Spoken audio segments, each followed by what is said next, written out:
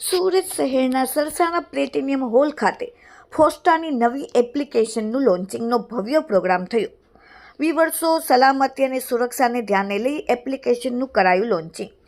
Application launching કાર્યક્રમમાં ફોસ્ટાના હોદ્દેદારો ઉપસ્થિત રહ્યા.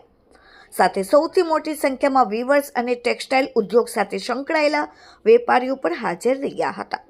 ફોસ્ટાની સામાન્ય સભામાં જળશક્તિ મંત્રી સી.આર. પાટીલ પણ ઉપસ્થિત રહ્યા. સામાન્ય સભામાં ફોસ્ટાના સંવિધાન મેમ્બરશિપ બાબતે પણ ચર્ચા થઈ. સુરતના રિંગ રોડ વિસ્તારમાં છેલ્લા 40 વર્ષથી કાર્યરત federation of Surat textile traders એસોસિએશનની સામાન્ય સભાનું આયોજન સુરતના સરસાણા ખાતે આવેલ પ્લેટિનિયમ હોલમાં કરવામાં આવ્યું હતું. આ સભામાં ફોસ્ટાના પ્રમુખ કૈલાસ હકીમ ઉપરાંત અન્ય હોદ્દેદારો તેમજ અલગ અલગ ટેક્સટાઇલ માર્કેટના કાપડના વેપારીઓ હાજર રહ્યા.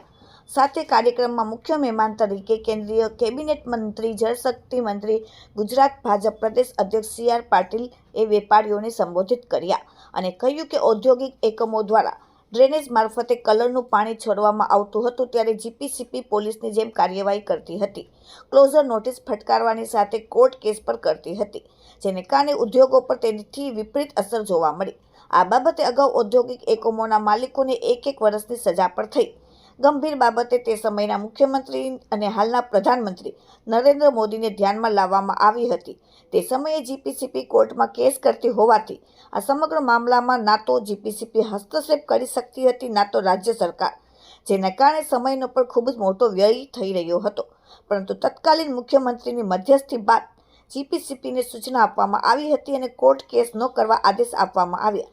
ત્યારથી માંડીને આજ દિવસ સુધી એક પર એકમ સામે કોર્ટ કેસની કોઈ કાર્યવાહી અથવા પગલાં લેવાયા નથી. આ સાથે સી.આર. પાટીલે એક સૂત્રો આપતા જણાવ્યું કે ચેક દો માલ લો, એટલે કે કોઈ પણ વેપારીને ઉધારમાં કાપડનો માલ આપવો નહીં.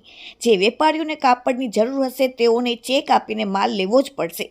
તેમણે કહ્યું કે ઘણીવાર એવું થાય છે કે કોઈ આપણા સંબંધીનો વેપારી હોય તો આપણે તેને ઉધારમાં માલ આપી દઈએ છીએ, પરંતુ હવે આ વિચારધારા મનમાંથી કાઢી નાખવી જોઈએ. આમ થશે તો ટેક્સટાઇલ ઉદ્યોગ ખૂબ જ ઝડપથી આગળ વધશે.